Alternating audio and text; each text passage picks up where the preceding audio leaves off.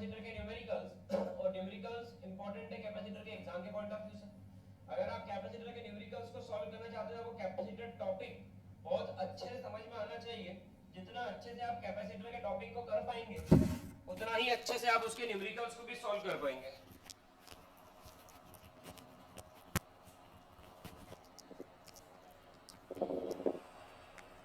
चल, तो जितना अच्छे से आप कैपेसिटर के न्यूमेरिकल को करेंगे, उतने ही अच्छे से आप थ्योरी को करेंगे, उतने अच्छे से न्यूमेरिकल को कर पाएंगे।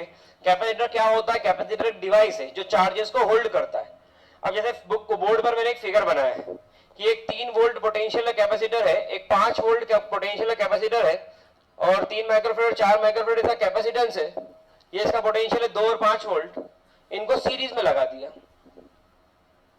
अब क्योंकि इसको सीरीज में जोड़ दिया, तो पोटेंशियल इनका क्या हो जाएगा, जो भी हम वैल्यू कैलकुलेट करेंगे, और चार्ज इस पर अलग अलग होंगे या सेम होंगे। तो पहले हम टोटल चार्ज निकाल लें। टोटल चार्ज निकाले तो what is the formula of charge? Q is equals to C1V1 plus C1 कितना है? माइक्रोफेरेड को किसमें कन्वर्ट करा? फेरेड में 10 टू द पावर माइनस। अच्छा, V की वैल्यू कितनी होगी बोलो, और C2 की वैल्यू बोलो, और V2 की वैल्यू बोलो। तो ये हो गया 6 इंटू 10 की पावर, और ये हो गया 30 इंटू 10 की पावर। तो यहां पर ये हो गया 36 इंटू 10 की पावर, और ये कूलम ऑफ चार्ज हो गया इसमें। क्या यहां तक सभी को क्लियर है? Q की value 36 coulomb of charge. Potential, पहले वाले पर पोटेंशियल कितना होगा? ये तो बिफोर कनेक्शन था, अब कनेक्शन दे दिया। कनेक्शन देने के बाद पहले वाले पे तो Q is equal to CV, और V2 is equal to Q कितना है, और C1 कितना है। ठीक है, ये 10 की पावर माइनस 6 कहां गया? कट गया ऊपर नीचे, क्या बचा? सही है। यहां पर भी, यहां पर ये कितना आएगा? ठीक है, तो उसमें क्वेश्चन में यही पूछा गया था, find the potential across each of the 2 capacitor now. ये sample paper CBSE question, find the potential across the 2 capacitor now. पहले अलग था, लेकिन अगर इसको सीरीज में कनेक्ट कर दिया जाए तो इतना इतना चार्ज अगर फ्लो हो और इतना इतना उस कैपेसिटर कैपेसिटेंस हो, तो चार्ज ऑन ईच कैपेसिटर कितना होगा, that you have to calculate. क्या मेरी बात समझ में आ रही है? 100% क्लियर, कोई दिक्कत इसके अंदर? ये हो गया। इस क्वेश्चन को नोट डाउन करिए, फिर इसके बाद में नेक्स्ट क्वेश्चन करते हैं। Do it fast. क्वेश्चन लिख लीजिए, 2 capacitor of capacitance, 2 capacitor of capacitance,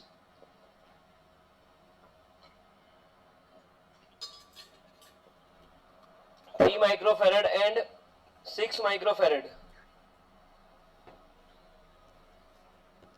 are charged to potential 2 volt and 5 volt,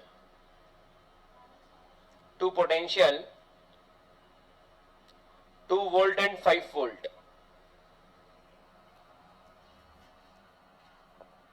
respectively. These two charged capacitor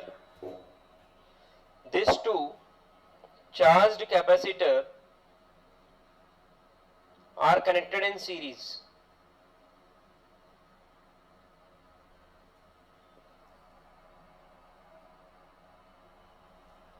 Find potential on each capacitor now.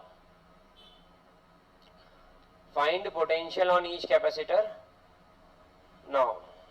जल्दी करिए इसको, डू इट फास्ट। यहाँ पर classroom में एक बहुत अच्छा क्वेश्चन पूछा है पूर्वी ने कि इसको फेरेड में करना क्यों जरूरी है। और फेरेड में करना इसको इसलिए जरूरी है क्योंकि बेटा हंस बाद में लेना, उसने पूछा थी अक्कल नहीं चली, तू क्या जबरदस्ती बीच में गुजरा, तेरा भी नाम लू क्या? हमेशा के लिए आ जाएगा उसके अंदर। वो तो उसने एक अच्छी चीज पूछी इसलिए लिया है नाम, सब जाएगा नहीं तो अपना भी। जूनियर सीनियर जो आएंगे ना भविष्य में आगे तक, तुम्हारे बच्चे सब वो भी सुनेंगे कि देखो ये नाम आया था, टॉपिक से भटका दिया बीच में बोल के। चलो शुरू करें। तो यहाँ पर क्या हुआ कि इसने ये पूछा कि सर इसको अपन ने क्यों माइक्रोफेरेड से फेरेड में कन्वर्ट करा, क्योंकि इसके साथ जो आप पोटेंशियल ले रहे हो उसकी ऐसा यूनिट है वोल्ट। ठीक, तो वहां पर भी आपको ऐसा यूनिट के फॉर्म में ही लेना पड़ेगा। तो फेरेड में ले सकते हो आप, हेनरी जैसे तो हेनरी में लेना पड़ेगा, तो वहां पर वो मिली वगैरह के फॉर्म में नहीं चल पाएगा, तो इसलिए आपको उसको कन्वर्ट करना पड़ा। बहुत अच्छा क्वेश्चन था, बहुत ही बढ़िया। चलिए, तो ये क्वेश्चन भी सभी को क्लियर हो गया। अब एक और क्वेश्चन अपन देखते हैं यहाँ पर, जो सर्किट फिगर के ऊपर डिपेंड करेगा। सर्किट फिगर में बेस्ड ये क्वेश्चन है, देखिए यहाँ पर। देखिए एक बहुत अच्छा क्वेश्चन आपके सामने, जिसके अंदर 3 कैपेसिटर है जिनको 6 वोल्ट की बैटरी से कनेक्ट किया है, चार्ज ऑन 3 कैपेसिटर। आपको क्या कैलकुलेट करना है, you have to calculate charge on the 3 capacitor. तीनों कैपेसिटर पर आपको क्या कैलकुलेट करना है, इसके अंदर चार्जेस कैलकुलेट करना है। तो पहले तो आपको टोटल कैपेसिटेंस निकालना होगा इसके अंदर। पोटेंशियल मिल गया, टोटल चार्ज निकालो। पहले वाले पर चार्ज कितना होगा, दूसरे वाला कैपेसिटेंस, तो तीसरा वाला कैपेसिटेंस। पैरेलल में चार्ज ब्रेक होते है ना, पैरेलल में चार्ज ब्रेक होंगे। अब पहले तो इस सर्किट को समझे, उसके बाद अब आगे बढ़ते हैं। जैसे कि समझना मेरी बात को, यहां पर एक 6, बहुत ध्यान समझना, बिल्कुल बच्चों वाला सवाल उठाया है यहाँ पे। ये 6 वोल्ट की एक बैटरी है, इस 6 वोल्ट की बैटरी के साथ में ये तो ऐसा कैसे ही जुड़ गया। ये कितने का कैपेसिटर है, 10 माइक्रो फेरेड का, लेकिन इसके साथ में 2 कैसे आ गए पैरेलल में, एक C2 और एक, और इन दोनों की वैल्यू कितनी है, क्योंकि इन दोनों में अलग अलग चार्ज फ्लो हो रहा है। देखो चार्ज ब्रेक हुआ है, दिख रहा है ना चार्ज ब्रेक होता हुआ। तो ये चार्ज क्योंकि ब्रेक हो गया, तो ये किस में आ गए, पैरेलल में। अब अगर ये पैरेलल में है तो यहां पर इसको हम ऐसा कनेक्ट कर दे, कहा भी समझ में आ रहा है। तो यहां पर आ गया C1, यहां आ गया C2 और यहां आ गया। अच्छा, दोनों कैपेसिटर पैरेलल में है, तो क्या मैं लिख सकता हूं C4 equal to C2 plus, तो 5 और 5 कितना होगा, क्या मैं इसको लिख दूं C4 को 10 माइक्रोफेरेड। झूठ तो नहीं बोल रहा हूं। मतलब अगर मैं इसकी सर्किट को फिर से ड्रॉ करूं, तो यहां पर मैंने क्या लगाई, 6 वोल्ट की बैटरी, जिसके अंदर यहां पर लगा एक 10 माइक्रोफेरेड का कैपेसिटर, और यहां पर एक और आ गया, वो कितना है, ये C4 भी कितना हो गया। अब अगर ये सीरीज में है, तो जो नेक्स्ट कैपेसिटर आएगा C, वो आएगा C1 इंटू और अपॉन C1 प्लस 10 10 जा 10 प्लस 10 कितना आ गया, 5 माइक्रोफेरेड का इसके अंदर क्या मिल गया आपको, कैपेसिटेंस मिल गया। क्या मेरी बात समझ में आ रही है। तो इन दोनों को लेकर कितने का बन गया, ये पूरा सर्किट के अंदर कैपेसिटेंस कितना है, 5 माइक्रोफेरेड। ठीक है, टोटल चार्ज कितना होगा, तो ये हो गया Q is equal to C into C कितना है, और पोटेंशियल कितना है, तो ये कितना हो गया 30 इंटू 10 की पावर, और इसकी यूनिट क्या बनेगी, हाँ 30 इंटू 10 टू द पावर -6, और इसकी यूनिट क्या बन गई, कूलम्स। तो ये वैल्यू आ गई चार्ज की, लेट्स सी, बिल्कुल सही है, 30 माइक्रो कूलम। इसको क्या लिख दिया उन्होंने, 30 माइक्रो कूलम। इसको लिख सकते हैं ना, Q इज इक्वल 30 10 की पावर -6 है, तो ये हो गया micro, 2 minute madam, 30 micro coulomb हो गया इसके अंदर। अब यहां पर जो चार्ज है, बहुत ध्यान समझना, ये जो यहां पर जो चार्ज है वो कितना बहा इसमें से, तो इसकी प्लेट पर 30 माइक्रो कूलम हो गया। ये यहां से भी कितना गया, लेकिन ये 2 हिस्सों में ब्रेक हुआ, जो आगे जाकर के फिर मिला, लेकिन ये कैपेसिटेंस भी बराबर का है, कैपेसिटेंस भी। तो अगर मैं बोलूं Q2 या अगर मैं बोलूं Q3, तो ये क्या होंगे, इक्वल, क्योंकि कैपेसिटेंस जो है वो रेजिस्टेंस की तरह काम करेगा। तो अगर बराबर से रुकावट आना है, तो आधे इधर से जाएंगे और आधे, मेरी बात समझिए, बाकी मेरे पीछे आओ, वाली बात होगी शोले पिक्चर की। तो यहाँ पर Q2 और Q3 क्या हो गए, अब अगर ये इक्वल हो गए तो 30/2, तो ये कितना हो गया, और इसकी यूनिट क्या हो गई, सही है, गलत नहीं रे, माइक्रोकूलम ही सही है। वो भी चाहते एक तो बोले माइक्रोफेरेड नहीं, माइक्रोकूलम ही होगा। ठीक है, तो इसके चार्ज कितना हो गया, तो आपको Q1 मिल गया, कि यहाँ पर Q1 कितना होगा, तो पूरा का पूरा Q1 ही है, लेकिन Q2 और Q3 ये क्या होगा, 15 15, ये क्या होगा 15 15। सबको समझ में आ गई बात। अगर ये 3 होते और इक्वल इक्वल कैपेसिटेंस होता तो क्या होता, 3 हिस्सों में डिवाइड होता। अगर ये 4 होते और इक्वल इक्वल होता तो कितने हिस्सों में डिवाइड होता, कितने हिस्सों में डिवाइड होता। क्या सबको समझ में? 100%। हाँ, तो फिर निकालना पड़ता। अगला क्वेश्चन वही है, अगर ये इक्वल नहीं होता तो क्या होता, उसी के ऊपर मेरा अगला क्वेश्चन है। ठीक है, कि अगर ये इक्वल नहीं है तो कैसे निकलेगा, तो Q2 is equal to C2V2, Q3 is equal to C3। ठीक है, बात समझ में आ रही सबको? फटाफट से इसको नोट डाउन कर लीजिए, फिर आगे चलते हैं। चलिए तो शुरू करते हैं। यहाँ पर देखिए बहुत झकास क्वेश्चन है बिल्कुल चकाचक। इस क्वेश्चन के अंदर क्या हुआ है, आपको एक सर्किट दिया हुआ है, जिसको रेजिस्टेंस का कॉन्सेप्ट क्लियर है उसको तो ये क्वेश्चन बहुत अच्छा लगेगा, लेकिन जिसको रेजिस्टेंस का कॉन्सेप्ट क्लियर नहीं है वो ये प्रार्थना करेगा कि जल्दी इस क्वेश्चन को सर खुद सॉल्व कर दे। लेकिन उससे कुछ होगा नहीं, क्योंकि क्वेश्चन आने वाला आपकी एग्जाम के पैटर्न के ऊपर बेस्ड। एग्जाम के लिए आप नीट वीट की एग्जाम दोगे या फिर JEE की एग्जाम दोगे या फिर अच्छी अच्छी कोई सी एग्जाम दोगे, तो आपको उस एग्जाम के अंदर कॉम्पिटिटिव क्वांटिटेटिव की ये सब पूछा जाएगा। तो आपको समझ में आना चाहिए, तब आप क्वेश्चन को सॉल्व कर पाओगे, नहीं तो ऐसे ही वैसे ही सवाल निकल जाएगा हाथवास से। ठीक है, यहाँ हर बच्चा इंतजार कर रहा है सर सॉल्व कर दे, और ऐसे कर करके मेरी प्रैक्टिस बढ़ती आ रही है, हर साल स्टूडेंट बढ़ते जा रहे हैं कि हमको पढ़ना है लेकिन मेरी प्रैक्टिस बढ़ाने के बाद तुम प्रैक्टिस करो। समझ में आ रही बात? तो यहाँ पर रेजिस्टेंस का कॉन्सेप्ट लगता है, रेजिस्टेंस की सर्किट सॉल्व करने का कॉन्सेप्ट लगता है। इसमें जितने भी रेजिस्टेंस कैपेसिटेंस दिए हुए हैं वो माइक्रोफैरड में गिवन है। किसमें गिवन है तो ये निकालना है। ये भी microfarad, 1 microfarad, 6 microfarad, 12 microfarad, 4 microfarad, 2 microfarad, 2 microfarad, 8 microfarad, ये डेटा गिवन है। मेरी बात को ध्यान समझना, इसके अंदर ओवरऑल सर्किट कैपेसिटेंस गिवन है 1 माइक्रोफैरड। अच्छा, ये भी बात हो गई। फिर हम निकालना क्या है, निकालना ये वाला कैपेसिटर है, इसकी वैल्यू निकालना है। मतलब पूरी सॉल्व कर लो सर्किट, तो आखिरी में आंसर तो अपने हाथ में। मेरी बात सब समझ लो? अब लिख रही जगह मेरी बात को सुन लो, अच्छा रहेगा। तो कुछ और पढ़ रहा है क्या? तो इधर ध्यान देना भाई फिर। अच्छा चलो फिर अपन आगे बढ़े। अब मेरी बात को सुनना है, इस क्वेश्चन को बिना लिखे भी सॉल्व किया जा सकता है, लेकिन अपन लिख के सॉल्व करें कि एक बार में समझ में आ जाएगी करना वरना क्या है। ठीक है, अब आपको समझ में आता है कैपेसिटेंस इन सीरीज होता है C1 C2 upon C1 plus, और कैपेसिटेंस इन पैरेलल होता है C1 प्लस। सबको पता है 100%। चल अब यहां पर अगर मैं सॉल्व करूं तो पहले इन दोनों को सॉल्व कर लेते हैं। ये कितना है, ये कितना है, कितने कैपेसिटेंस है इसके अंदर? 7। 7 से बड़ा नंबर कोई?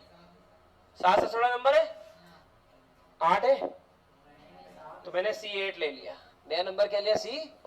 इन दोनों को लिया तो C8 C2 प्लस, क्योंकि ये किसमें, तो ये आ गया 4 माइक्रो। बात सबको समझ में आई? फिर इधर की तरफ आ जाओ, ये दोनों किसमें आ गए? सीरीज में। इसको क्या नाम दे दूं? तो ये हो गया यहाँ पर C5 into upon C5 plus. ये किसमें आ गया? सीरीज में। ये फॉर्मूला किसका है? तो 6 इंटू 12 अपॉन 6 प्लस 6 प्लस 12। झूठ तो नहीं बोल रहा हूं। फिर इसके बाद में आगे आते हैं 4, और इधर वाला भी क्या है? इन दोनों को सॉल्व कर दिया। अब इसको इसका सॉल्व कर दे, किसमें आ गए? पैरेलल में आ गए, पैरेलल में। तो अगला वाला C, तो ये आ गया C9 प्लस, उधर वाला क्या है? C। तो यहां पर आ गया 4, और 4 कितना आएगा? 8 माइक्रो। मेरी बात समझ में आ रही है? तो अगर ऐसी कुछ पिक्चर बनती है तो मेरी बात को ध्यान सुनना। यहां पर क्या है? A point. फिर से फिगर बना रहे हैं। यहां पर क्या है? कैपेसिटर। यहां पर क्या है? कैपेसिटर। यहां से आ गए नीचे और इनको सॉल्व करा तो यहां पर मिल गया। बहुत बढ़िया। और इधर से अपन आगे बढ़े तो ये सब सॉल्व होके क्या बना? और ये सब यहां आकर के ज्वाइन होकर के यहां क्या चला जाएगा? क्या सबको समझ में आ रही बात? 100% क्लियर है? तो पहले जितने सीरीज में है या जितने पैरेलल में है उनको सॉल्व कर लो, उनके अलग अलग सेपरेट सेपरेट सॉल्यूशन बना लो, और फिर उसके बाद में उनको लेकर के आगे बढ़ जाओ। बढ़ गए तो ये फिगर, अब ये काफी सिंप्लीफाइड फिगर है। मुझे बताइए कि C10 तक पहुंच गए हम, अब C11, तो क्या C1 into C8 upon C1 plus C8 बोल सकते हैं? C1 कितना है और C8 कितना है? 8 4 जा, और 8 प्लस 4, 2 1 जा 2, 2 6 जा 12, 2 6 जा 12, 2 8 जा 16, 2 3 जा 6, C11 कितना आ गया? यूनिट क्या चल रही सबकी? माइक्रो। सबको समझ में ही बात? तो ये वाला हिस्सा भी सॉल्व हो गया। और वो वाला हिस्से सॉल्व करते हैं, C11 के बाद C, अरे भगवान, C12 वो हो गया C7 इंटू और अपॉन में C7 प्लस C, C7 कितना है 1, C10 कितना है 8, तो 1 इंटू 8 अपॉन 1 प्लस 8, तो ये आ गया 8 बाय, ये वैल्यू किसकी आ गई C12, वो वैल्यू कितनी है 8 बाय। क्या मेरी बात सबको समझ में आ गई? तो क्या मैं इस हिस्से को सॉल्व करूं तो इस हिस्से को मैंने क्या नाम दिया है, ये वाला नंबर क्या बना है अपना C11, और ये क्या बना था, सबको समझ में आ रहा है? ठीक है, देखो मुझे तो एग्जाम में नंबर नहीं चाहिए इसलिए वहीं कहीं बिठार के फिर बना दिया। कॉम्पिटिटिव हो तो बनाने की जरूरत भी नहीं, डायरेक्ट सॉल्व आता हो तो कर दो। लेकिन अगर स्कूल बोर्ड दे रहे हो तो इन सबको क्या करना है, और बार बार बना के सॉल्व करना है। मेरी बात समझ में आ रही? जितना अच्छा उतने नंबर अच्छे, और पेपर नीट और क्लीन दिखना चाहिए। फिगर पेंसिल से ही बनना चाहिए, फिगर पेंसिल से ही बनना चाहिए, फिगर पेन से नहीं बनाना है। ठीक है, लेबलिंग उसकी ब्लैक पेन अलाउड तो करो, नहीं तो ब्लू पेन से लेबलिंग कर दो। अच्छा दिखता है, समझ में आ रही बात? और ये प्रैक्टिस आपको यहाँ के टेस्ट में भी करना है। जैसे एग्जांपल देता हूँ, कल के दिन हम गए थोड़ा सा घूमने, शॉपिंग करना थी, तो वहां पर मेरी बेटी गई तो उसके चलने की आदत कहती है कि वो इधर पैर थोड़ा घिस के चलना, cut cut cut cut cut ऐसा। तो मैंने उसको बोला कि ये तेरी आवाज कितनी हो रही, पैर चल, सॉरी पापा। फिर वो प्रॉपर चली। तो मैंने क्या पता घिस के चलने की आदत क्यों थी, क्योंकि तू घर में भी ऐसी चलती थी। तो चलने का उसका पैटर्न घर में जो था वही गांव पर था, मॉल में भी, लेकिन वहां उसको बुरा लग रहा था ऐसा चलना। अब उसको समझ में आ गई तो प्रॉपर चलती चलना सीख गई। तो आप जो बाहर करना चाहते हो, जो आप एग्जाम में करना चाहते हो, उसको आपको आपकी डेली प्रैक्टिस में करना पड़ेगा। वो मेरा बच्चा हो कि आप हो कि कोई भी दुनिया का हो, जो आप फाइनली करना चाहते हो उसकी प्रैक्टिस डेली पे होना चाहिए, तो ही आप फाइनली अचीव कर पाओगे, नहीं तो मुश्किल हो जाएगी। कल उसी को एम्बेरसमेंट फील हुआ कि ये गलत तरीके से चल रही है। उनके इतने लोग चल रहे हैं, अपने आगे 5, इनमें से कोई चल रहा है? तो बोले नहीं। देख ले, तो उसको कल की कल समझ में आई, कल की कल सुधार हो गया, लेकिन उसके पहले सुधार नहीं हुआ था। तो नंबर अपने कट जाए उसके बाद अपन सीखे, कोई मतलब का नहीं, पहले ही सीख जाओ। तो इसलिए पेंसिल से डायग्राम बनाना और ब्लू पेन से लेबलिंग कर दो, अगर ब्लैक अलाउड नहीं हो तो, नहीं तो ब्लैक से कर लो, देख लेना आप उस टाइम पर। तो यहां तक की बात तो क्लियर हो गई। अब ये दोनों किसमें आ गए, पैरेलल में, तो C13 बन जाएगा। ये क्या हो गया C11 प्लस C। अब C11 प्लस C12 की बात करें तो C11 कितना है और C12 कितना है, एलसीएम कितना आ गया 3 3 जा 9 और 8 3 जा 20 और 9 1 जा 9, तो 8 कितना आ गया, ये क्या आ गया C13। यहां तक का सभी को क्लियर होगा आई थिंक, कोई दिक्कत किसी को भी इसके अंदर? 100% समझ में?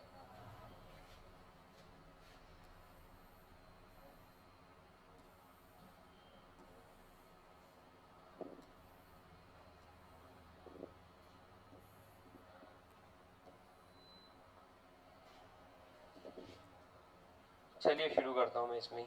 C13 तक आ गया। अब वो C, तो C equivalent is equal to C into C और अपान में C प्लस C।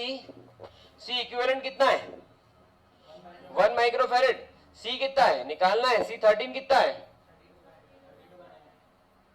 और अपान में C प्लस 32 बाय, सही है। तो मैं अगर क्रॉस मल्टीप्लाई करूं तो 9 C plus 32 by 9 is equal to C into, सही है। जैसे मैंने अंदर मल्टीप्लाई करा 9C plus 32 is equal to 32, यही बनेगा। अंदर मल्टीप्लाई करते थे 9 से 9 कट गया। अब इसको उधर ले गए तो 32 23, C की वैल्यू कितनी हो गई 32 by 23। Let me check the final answer, 32 by 23 बिल्कुल सही। तो ये वैल्यू क्या आ गई 32 बाय 23, क्योंकि इसकी यूनिट क्या थी, तो यहां पर भी यूनिट क्या लिखाएगी। क्या सभी को समझ में आया? तो कैसे सॉल्व करते हैं, पहले सारे सीरीज सारे पैरेलल को सॉल्व कर लो, आपको खुद समझ में आएगा। ये यहां पर अपन क्वेश्चन को देखें, इसमें सीरीज सॉल्व करे बिना पैरेलल सॉल्व कर सकते थे क्या? नहीं। तो पहले कौन सा सॉल्व होंगी, सारी सीरीज। रेजिस्टेंस में भी करा है। पहले क्या सॉल्व होगी सारी, किरचॉफ लॉ में भी यही कॉन्सेप्ट है, पहले क्या सॉल्व होगी सारी और फिर क्या सॉल्व होते सारे, और फिर सर्किट कॉम्प्लिकेटेड से सिंप्लीफाइड हो जाता था, और फिर सिंप्लीफाइड सर्किट को आप आसानी से क्या कर पाते थे, और ये आपका आंसर बाहर। और आपने देखा है क्वेश्चन बड़े सिंपल सिंपल थे, बच्चों ऐसे प्यारे प्यारे नन्हे मुन्ने सवाल आते हैं। आपको अगर पढ़ना आ गया करना आ गया तो आंसर आ गया, आपको पढ़ना करना नहीं आएगा आंसर आएंगे नहीं, खेल खत्म हो जाएगा।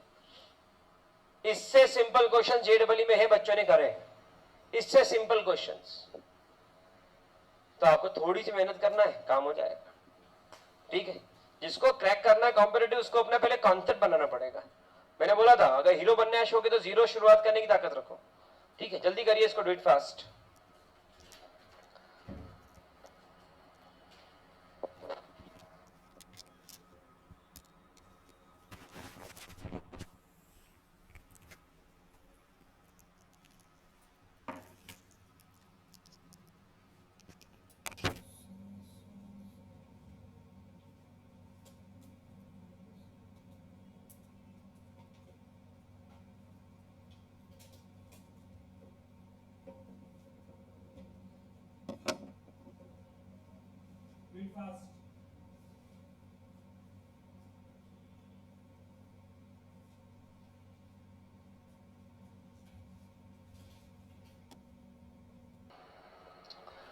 यहां पर देखिए आपके सामने दो क्वेश्चन कैपेसिटर के दिए हैं मैंने, जो कि मोस्ट इंपोर्टेंट क्वेश्चन है कैपेसिटर के एग्जाम के पॉइंट ऑफ व्यू से भी और सीखने के पॉइंट ऑफ व्यू से भी।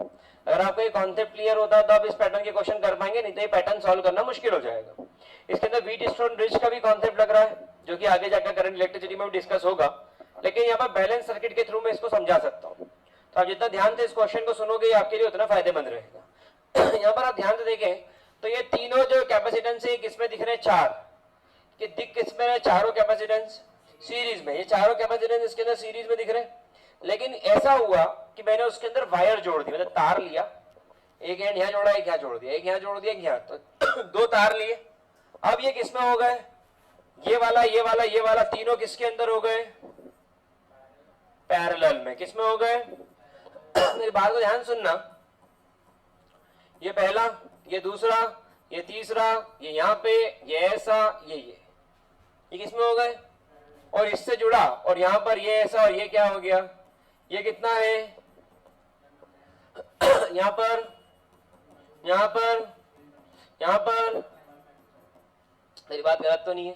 अब अगर ऐसा कुछ होता है इसके अंदर, तो ये 2 3 5 पैरेलल में हो गए, तो प्लस कर दो इन तीनों को, 5 + 3 8, 8 + 2 10, तो 10 और 10 किसके अंदर आ गए, मतलब ये x, ये इसका और यहाँ y, तो ये भी क्या हो गया और यहाँ पर भी क्या हो गया, तो ये दोनों 10 माइक्रोफेरेड और 10 माइक्रोफेरेड किसके अंदर आ गए, सीरीज में। सीरीज में आधा कर देते हैं अगर इक्वल कैपेसिटेंस है, इक्वल रेजिस्टेंस है, तो रेजिस्टेंस अगर सीरीज में है तो ऐड होता है, कैपेसिटेंस सीरीज में तो डिवाइड होगा, तो डिवाइड होगा तो इसके अंदर क्या बना, 10 × 10/10+, तो 100/20 कितना आ गया, तो ओवरऑल कैपेसिटेंस आ गया इसके अंदर 5 माइक्रो। पुराने क्वेश्चन करने के बाद ये कॉन्सेप्ट क्लियर ही होगा। तो ये पहला तरीका था, अगर इस टाइप का सर्किट हो तो क्या करना है। लेकिन सर्किट इस टाइप की जगह इस टाइप का हो गया, मतलब जो दो तार जोड़े थे उसमें एक बल्ब लगा दिए, bulb is the form of resistance. ठीक है, तो यहाँ पर कैपेसिटर लगा है, तो यहाँ पर दो क्या लगा दिए, कैपेसिटेंस। और अगर रेजिस्टेंस का ऑप्शन होता तो रेजिस्टेंस लगाएंगे। बात सबको समझ में। तो यहाँ पर दो बल्ब ले लिया या दो कैपेसिटर ले लिए, तो एक कैपेसिटर ऊपर एक कैपेसिटर। अब मैं चला ए से, अब मैं निकला गड्डी लेके ए से। अब ए से अगर मैं निकला तो यहां से ऐसे गए, अब यहां से ऐसे गए तो इधर की तरफ भी कौन सा एंड है, यहां से ऐसे गए, क्योंकि सभी एक दूसरे से कनेक्टेड है। ए का एंड यहां कनेक्टेड है और बी का एंड, और ना ए और इस पॉइंट के बीच में कोई है उधर नहीं, और ना बी और इस पॉइंट के बीच में कोई कैपेसिटेंस, तो खाली छोड़ना पड़ेगा। अब ए से कौन कनेक्टेड है, एक 10 ohms ऊपर, एक 10 ohms यहां पर, सही। और बी से भी कौन कनेक्टेड है, एक 10 ohms क्या, 10 फैरेड माइक्रोफैरेड ना, एक 10 माइक्रोफैरेड इधर की तरफ, और एक ऐसा घूम के, सही है। तो ये कनेक्टेड हो गया इससे। और तो ये और ये कनेक्टेड ए से होगा, ये और ये कनेक्टेड बी से होगा, बचा कौन सा? ये किसके बीच में आ गया? इन दोनों के। मतलब अगर मैं इनको नाम दे दूं P Q R S, तो ये इसके नाम देने में कोई गलत तो नहीं होगा। एक B से ये वाला पॉइंट S है और A से ये वाला पॉइंट, ध्यान देना, P से एक कनेक्टेड है Q, P से एक कनेक्टेड है R, S से एक कनेक्टेड है Q, S से एक कनेक्टेड है R, और ये R से Q भी कनेक्टेड है। दिखे तो कनेक्शन। अब जिन्होंने पढ़ रखा है करंट इलेक्ट्रिसिटी वी डिस्टोन ब्रिज, उनको तो समझ में आ गया कि ये तो वही फिगर, लेकिन जिन्होंने नहीं पढ़ा उनको भी घबराने की कोई बात नहीं है।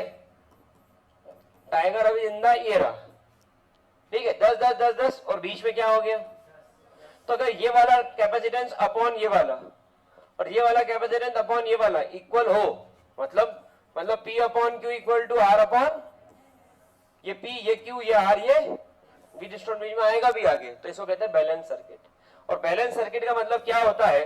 बैलेंस सर्किट का मतलब होता है, चिल्ला चिल्ला बोल सकते हो कि इस वायर में से कोई भी चार्ज फ्लो, करंट फ्लो नहीं होगा। अब नहीं होगा, नहीं होगा, नहीं होगा, तो ऊपर वाले किस में आ गए? सीरीज में, और नीचे वाले भी। तो ये A, इससे ऊपर दो कैपेसिटेंस है सीरीज में, झूठ तो नहीं बोल रहा हूं, नीचे भी दो कैपेसिटेंस है सीरीज में, झूठ तो नहीं बोल रहा हूं, और इधर की तरफ क्या आ गया? B। बात सबको समझ में? 100% क्लियर? सबको क्लियर है? ऊपर वाला 10 और 10 है, नीचे वाले भी, तो 10 और 10 कितना होता है? 5। 20 मत बोल देना, रेजिस्टेंस नहीं है, ठीक है? तुम मेरा भाई नहीं है, रेजिस्टेंस नहीं है। 5 आधा होगा सीरीज कैपेसिटेंस, और पैरेलल में कैपेसिटेंस होता तो 10 डबल, ठीक है? तो यहां पर हो गया 10 और 10, तो 5, और नीचे 10 और 10। अच्छा, 5 और 5 पैरेलल में 10, तो देख के आंसर निकाल जाए। कैपेसिटेंस अक्रॉस ए बी कितना आ गया? कितना आ गया? कितना आ गया? जोर से बोलो, जय माता दी। बस ये जो एनर्जी बूस्ट होती ना एकदम। आज अंदर कैसा ही पेपर है फिजिक्स का, फिर कोई फर्क नहीं पड़ता, ठीक है? मजा आ रहा है सबको? ठीक है, कैपेसिटेंस बहुत अच्छे समझना है, बच्चा सवाल है। जब एग्जाम स्कूल के क्वेश्चंस करेंगे जो आते हैं न्यूमेरिकल्स और फिर कॉम्पिटेटिव, तो बच्चा फिर कौन क्या करता है कि आप ही कर दो, हम तो देखने आए हैं। आते ना बारात में से भीड़ में नाच के नाश्ता कर घर, वो गुस्सा करते हैं, वो जो आगे बारात में खूब नाचे, और जाके देखा तो शादी के प्लेटफॉर्म पे खूब भीड़, जो लोग नहीं नाच रहे थे पहले ही खाने लग गए। गुस्सा आता है, अगली बार बोले इनके शादी भी नाचूंगा ही नहीं। तो शादी तो एक बार होती ना, लक्की ड्रॉ थोड़ी बार बार निकला है, ठीक? तो वो चक्कर पड़ जाता है। तो वैसे ही जेडबल क्वेश्चन अगर करना चाहते हो, इसको कितना मजा आ रहा है शादी में, तो यार भारी जल्दी शादी करने पे कॉम्पिटेटिव निकाल लो। क्या ओ भैया, आजकल पूछते हैं कमाता कितना है, दिखने विखने का रोल नहीं हो, तो सिर्फ स्कूल कॉलेज तक ही चलता है। क्या स्कूल कॉलेज तक रोल है? कितने दिखते कैसे हो आप, बाकी तो ये कमाते कितना क्या हो। समझ आ रही बात मेरी? समझ रहे हो? ये बात है, गहराई में जाके निकाला उसने भी। गवर्नमेंट जॉब हो ना। चलो ठीक है, तो थोड़ा सा प्रैक्टिस करिए। कॉम्पिटिटिव क्वेश्चंस करना है तो थोड़ा बेस बना के चले, फटाफट निकालना चाहिए। कैपेसिटेंस इन सीरीज तो बोले C/N, कैपेसिटेंस इन पैरेलल तो बोले NC, ठीक है? बात समझ में? ऐसे फटाफट कैलकुलेशन करोगे तो it will be easy for you to solve the end find out the answer, ठीक? फटाफट इसको नोट डाउन कर लीजिए। Thank you so much and all the best for exam. इस तरीके का और भी लेक्चर अटेंड करना चाहते हो तो एडुअविग्ना प्लेटफॉर्म को सब्सक्राइब करके बेल आइकन क्लिक करें। जिस भी प्लेटफॉर्म से आप मुझसे जुड़े हैं उस प्लेटफॉर्म पर इन क्वेश्चंस को देखें और खुद इनके नोट सॉल्यूशन बनाए, that will be helpful for you. तो देखने से वीडियो काम नहीं चलेगा, लिखना पड़ेगा इसके अंदर। सेकंड जरूरी बात की एडुअविग्ना के प्लेटफॉर्म का एक प्ले स्टोर पर ऐप भी है, अविग्ना एजुकेशन, उसके थ्रू भी आप जाकर के अपनी स्टडीज कर सकते हैं, जहां पर वीडियो लेक्चर्स बहुत सारे फ्री ऑफ कॉस्ट अवेलेबल है, लॉट मटेरियल है। तो वहां जाकर के फिजिक्स के कंटेंट को, मैथ्स को, केमिस्ट्री को भी आसानी से पढ़ सकते हैं। Thank you so much and all the best, bye. Done, सभी का हो गया?